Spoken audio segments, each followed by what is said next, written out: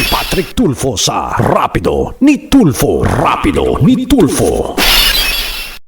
Maraming salamat po sa inyo. Pasensya na kayo kung ako hindi makasagot because I am showing my highest regard to the... Minsan kasi nagtatanong yung mga tao na bakit daw hindi ako sumagot kagaya no sa Justice Committee. Magkaiba po yun. Sa Justice Committee po, tayo po si Senator Chis Escudero. We are presiding the proceeding Apo. and we have to make sure na we maintain order doon sa ating course. pagdinig. No? Apo. Dito po, tayo po isa sa mga taga-usig kung sa Tagalog, no, prosecutor.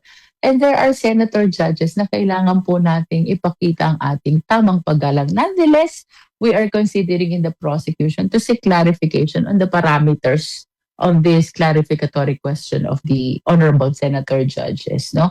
At salamat po sa inyong pagtutok sapagkat ito po hindi para sa amin, ito po para sa sambayan ng Pilipino. Pwede bang magtanong din? Yes, ma'am.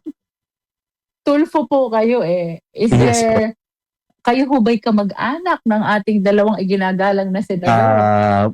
Montulfo is my dad, ma'am. Okay. Yeah. Sige po. Maraming salamat po. And Welcome. I enjoyed this interview, no? It gives me opportunity to explain to the Filipino people. Mamabuhay Thank you ka, so ingat much, po palagi. Ayan. Maraming salamat po.